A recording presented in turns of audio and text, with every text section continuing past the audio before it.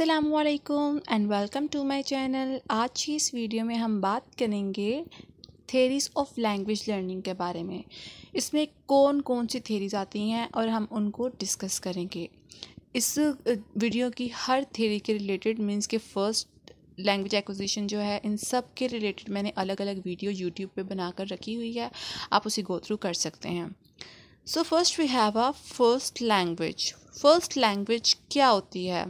That is also called by L1. So first language acquisition is a mother tongue, the language that someone learns to speak first, a person's native language. This term refers to the language a person learns from birth. First language means a language that is learned by a child from his her mother. देखिए, हमने ना starting से यही concept पढ़ा हुआ है BS English के अंदर कि जो फर्स्ट लैंग्वेज होती है वो लैंग्वेज होती है जो हम अपने माँ से सीखते हैं, ठीक है, अपने घर से सीखते हैं। इसमें कोई शक नहीं कि ये वाली लैंग्वेज फर्स्ट लैंग्वेज नहीं होती।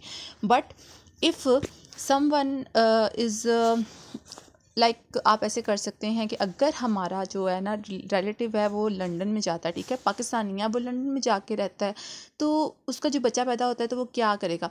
ऑब्वियसली उसके माँ बाप तो उर्दू स्पीकर्स हैं ना, नेटिव स्पीकर्स हैं, तो वो तो अब आपको ये लगेगा कि वो उर्दू सीखेगा क्योंकि मदर टंग ही उसकी उर्दू है। बट नहीं, ऐसा नहीं होता। जो बच्चा जहाँ पैदा होता है उसकी सराउंडिंग में लोग किस तरह की लैंग्वेज यूज़ करते हैं, किस तरह से बोलते हैं, कौन सी लैंग्वेज यूज़ करते हैं, वो अपनी सोसाइटी के इर्द गिर्द लोगों से सीखता है। वही लैंग्वेज जो उसकी होती है ना, वो होती है first language, native language. Obviously वो अब इंग्लिश ही बोलेगा, उर्दू नहीं बोलेगा, वो उर्दू में गुड स्पीकर नहीं होएगा। सो ये होती है फर्स्ट लैंग्वेज जो हम कहाँ से सीखते हैं? अपने घर से और अपने इर्द गिर्द की सराउंडिंग से जो सीखते हैं वो होती है हमारी फर्स्ट लैंग्वेज। अब बात करते हैं हम अपनी सेकंड लैंग्वेज की तरफ। तो सेकंड लैंग्वेज क्या होती है? Second language is a language that is learn by a child after he she get his first language. Second language वो होती है जो बच्चा या कोई भी अडल्ट अपनी फर्स्ट लैंग्वेज के बाद जो लैंग्वेज सीखता है उसे उसकी सेकंड लैंग्वेज कहा जाता है। This term is used to refer to a language which is not a mother tongue but which is used for a certain communicative functions in a society. Means कि ये वो नहीं होता मतलब कि मदर टंग है तो उस जो सीखता है वो हो जाएगी।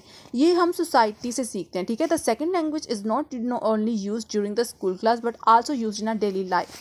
ये हम ना कि सिर्फ हम अपनी स्कूल लाइफ में सीखते हैं बल्कि हम अपनी डेली लाइफ के इर्द गिर्द के माहौल से, एनवायरनमेंट से भी एक्वायर करते हैं। लाइक आप देखें, समटाइम्स हमारे इर्द गिर्द के लोग पंजाबी सीखते हैं, हमारे एनवायरनमेंट में ना समटाइम्स पंजाबी बोली जाती है, तो हम अपनी फर्स्ट लैंग्वेज के बाद जो लैंग्वेज सीखते हैं, कहीं सिंधी बोली जाती है, कहीं सराइकी बोली जाती है, तो वो हमारी सेकंड लैंग्वेज होगी। This term refers to non native speakers who are learning for example English language in an English language environment. अब आप देखें, अब अपना सपोज करें कि अब मैं तो उर्दू की नेटिव स्पीकर हूँ, ठीक है। अब मैं जाती हूँ किसी और कंट्री में, ठीक है, लेकिन किसी और कंट्री में जाकर जो मैं वहाँ से उसकी सराउंडिंग से, उसके एनवायरनमेंट से मैं जो लैंग्वेज सीखती हूँ ना, वो होगी मेरी सेकंड लैंग्वेज, ठीक है, जो मैं वहाँ रहते हुए सीखूंगी। अब मैं जाती हूँ UK, ठीक है, अब मैं लंदन में रहती हूँ, तो मैं वहाँ जाके, वहाँ क्या लोग बोलते हैं? इंग्लिश बोलते हैं, तो ऑब्वियसली मैं वहाँ रह कर उसकी सराउंडिंग में, उसके एनवायरनमेंट में इंग्लिश ही सीखूंगी ना, तो वो हो जाएगी मेरी सेकंड लैंग्वेज। सो ये होती है सेकंड लैंग्वेज। अब हम बात करते हैं फॉरेन लैंग्वेज की। तो foreign language is a new language that is learn by people. The new language is learn only in formal education but it's not used in a daily life. A language which is not normally used for communication in a particular society. For example, Spanish is a foreign language in the USA or English is a foreign language in Argentina or Pakistan. So foreign language क्या होती है? ये वो language है जो हम, ठीक है, फॉर्मल वे में सीखते हैं किसी भी इंस्टीट्यूट में, स्पेसिफिक इंस्टीट्यूट में, किसी भी पर्टिकुलर जगह, मतलब कि पर्टिकुलर लैंग्वेज को हम सीखते हैं। लाइक अब हमने इटली जाना है तो हम इटली का इटालियन लैंग्वेज का कोर्स करेंगे किसी इंस्टीट्यूट पे जाके, तो वो होती है हमारी फॉरेन लैंग्वेज जो हम किसी जगह पे जाकर एक्वायर करते हैं, सीखते हैं, उसे कहते हैं हमारी फॉरेन लैंग्वेज, जो डेली बेसिस पे यूज़ नहीं होती, ना ही हमारी सोसाइटी में यूज़ होती है, बट हम स्पेसिफिकली जाके उसे किसी इंस्टीट्यूट पर जाकर सीखते हैं, उसे कहते हैं फॉरेन लैंग्वेज। नेक्स्ट है हमारे पास lingua franca. Lingua franca is people who speak different languages who are forced into contact with each other but must find some way of communicating का लिंग्वा फ्रैंका। तो लिंग्वा फ्रैंका क्या होती है? जो कि दो लोग हैं, ठीक है, उनको एक दूसरे की लैंग्वेज नहीं आती, पर वो अब कोई ना कोई तो इस मसले का हल निकालेंगे ना, एक दूसरे से बात करने के लिए, एक दूसरे से कॉन्टैक्ट रखने के लिए, तो उनको एक स्पेसिफिक लैंग्वेज जो होती है ना वो उनको आनी चाहिए। लाइक हम कहीं भी जाते हैं, अब मैं पाकिस्तान से हूँ एंड जो मेरा बिज़नेस पार्टनर है वो है चाइना का, तो मुझे चाइनीज़ नहीं आती, ना ही उसको पाकिस्तानी आती है, उर्दू नहीं आती उसको, ठीक है। हम दोनों की नेशनल लैंग्वेज हम दोनों को एक दूसरे को नहीं पता, तो हम इसको जो है अब आपस में बात करने के लिए क्या करेंगे, obviously English is an international language, तो हम लोग इंग्लिश को जो है इंटरनेशनल लैंग्वेज रखा गया है ना, तो हम लोग वो यूज़ करेंगे एक दूसरे से कम्युनिकेट करने के लिए, बात करने के लिए। जो लैंग्वेज यूज़ होती है उसे कहते हैं lingua फ्रैंका। I hope you understand. So today, English is used in very many places and very many purposes as a lingua franca. For example, in travel and often in trade, commerce, and international relations. I hope you understand. National language. Every country of the world has a national language that reflects its collective identity to the world at large. हर मुल्क की दुनिया में एक national language होती है, उसकी कौमी ज़ुबान होती है जो कि उनकी आइडेंटिटी को शो करती है, ठीक है। A national language is any given country is given prominence over the other languages spoken inside the country by the people.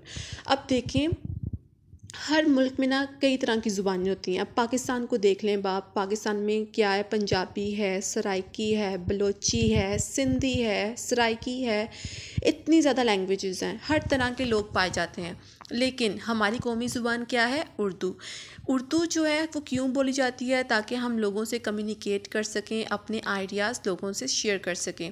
इसलिए उर्दू को एक ख़ास एक ऐसी लैंग्वेज उन्होंने रखी है जिससे हम हर तरह के लोगों से कम्युनिकेट कर सकते हैं। अब लेट्स सपोज पंजाबी के लोग हैं, उनको सिंधी नहीं आती, सिंधी के हैं, उनको पंजाबी समझ आती भी होगी लेकिन बोलनी नहीं आती होगी ना उस तरह से, तो उनको उर्दू ज़रूर आती होगी। अब कहीं भी चले जाएं, हमें बलोची नहीं आती है लेकिन एटलीस्ट हम उर्दू बोलेंगे तो उनको समझ ज़रूर आएगी हमारी कि हम लोग क्या बात कर रहे हैं, क्या कम्युनिकेट कर रहे हैं, ठीक है।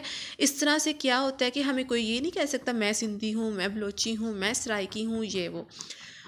इसलिए एक लैंग्वेज रखी गई है उर्दू। अब पॉलिटिशियंस हैं वो भी कौन सी लैंग्वेज यूज़ करते हैं, उर्दू यूज़ करते हैं। पार्लियामेंट में चले जाएँ वो भी सिर्फ कौन सी लैंग्वेजेस यूज़ कर रहे होते हैं, उर्दू यूज़ कर रहे होते हैं पार्लियामेंट्स में, ठीक है, ताकि सारे मुल्क में जो बैठे हुए हैं ना लोग वो सुन सकें, समझ सकें। In fact, the language getting the honor of national language is often one that is spoken by the majority of the population of the country. अब majority जो है ना हमारी पाकिस्तान की वो उर्दू ही बोलना जानती होगी। आई एम श्योर कि majority जो है ना हमारी population है जो वो उर्दू को ना बहुत अच्छे तरीके से बोलना आती होगी, उनको बहुत अच्छे तरीके से उसे अंडरस्टैंड करते होंगे। Talking of Pakistan the national language is Urdu. अगर पाकिस्तान की बात की जाए तो पाकिस्तान की लैंग्वेज नेशनल लैंग्वेज क्या है, उर्दू है।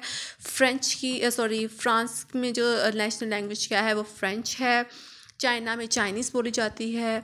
हिंदुस्तान में हिंदी बोली जाती है। हर मुल्क की ना अपनी एक नेशनल लैंग्वेज होती है जिस पे वो काम मतलब कि जिससे वो अपने आइडियाज़ लोगों तक शेयर करते हैं, अपनी बात उन तक पहुंचाते हैं। अब चलते हैं हम ऑफिशियल लैंग्वेज की तरफ। So what is official language? An official language is used by the government for administrative purpose. Talking about of Pakistan, the official language is English.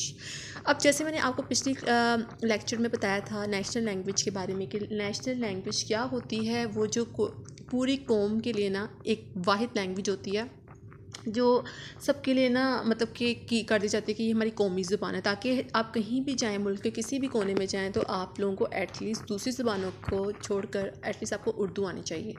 अब ये उसे थोड़ी सी डिफरेंट है कि ऑफिशियल लैंग्वेज वो होती है जो आप लोग गवर्नमेंट पर्पस पे यूज़ करते हो। मींस कि आप कोई भी देख ली जाए हमारी पाकिस्तान में क्या चीज़ मांगते हैं, वो यही चीज़ मांगते हैं। आप कहीं भी इंस्टीट्यूट में चल जाएं, आप किसी भी इदारे में चल जाएं, वो आपको यही मतलब कि वो उनकी रिक्वायरमेंट यही होती है कि आपको इंग्लिश जो है ना आपको वो अच्छी तरीके से आनी चाहिए। तो हमारे जो गवर्नमेंट पर्पस पे हमारे किसी भी एरिया में आप चले जाएं, स्कूल में, कॉलेजेस में जो लैंग्वेज यूज़ होती है as a teacher and many other purposes, वो है इंग्लिश लैंग्वेज। इंग्लिश को ऑफिशियल कह दिया गया है पाकिस्तान में। सो ऑफिशियल लैंग्वेज क्या होती है, वो जो आप लोग एडमिनिस्ट्रेटिव पर्पस पे यूज़ करते हो। और हमारे पाकिस्तान में जो ऑफिशियल लैंग्वेज है वो है English. A standard language variety is a variety that's recognized as more correct and acceptable than other varieties. Standard language basically वो होती है जिसका कोई स्टैंडर्ड होता है, एक वैरायटी होती है, ठीक है। A standard language is a variety of language that is used by government, in the media, in schools and for international communication. Basically standard language जो होती है ना, मैंने आपको पहले भी बताया कि एक वैरायटी ऑफ अ लैंग्वेज होती है, ठीक है, जो हम लोग कहाँ यूज़ करते हैं, मतलब कि गवर्नमेंट पर्पस पे यूज़ करते हैं, स्कूल में यूज़ करते हैं, मैस मीडिया में यूज़ करते हैं, किसी भी इंस्टीट्यूट पे चले जाएं हम वहाँ पे यूज़ करते हैं। हम लोग किस तरह से बात करते हैं, लेट्स सपोज हम लोग स्कूल में होते हैं तो हम लोग टीचर्स जो होते हैं वो पेरेंट्स टीचर्स के साथ किस तरह कम्युनिकेट करते हैं, एक बहुत ही फॉर्मल वे में, बहुत ही लीनियंट तरीके से, बहुत ही ना पोलाइट बिहेवियर रख के एक स्टैंडर्ड लैंग्वेज यूज़ करते हैं, ठीक है, उसे कहते हैं standard language. Standard language are usually based on an existing dialect of the language. It is the variety defined in dictionaries, grammars and user guides. So जो स्टैंडर्ड लैंग्वेज है वो डिफरेंट वेज पे यूज़ की जाती है, ठीक है, और डिक्शनरीज़ में, ग्रामर्स में, इस तरह की आपको बहुत ज़्यादा ना स्टैंडर्ड लैंग्वेज का मतलब यूज़ हुई होती है उसके अंदर, ठीक है।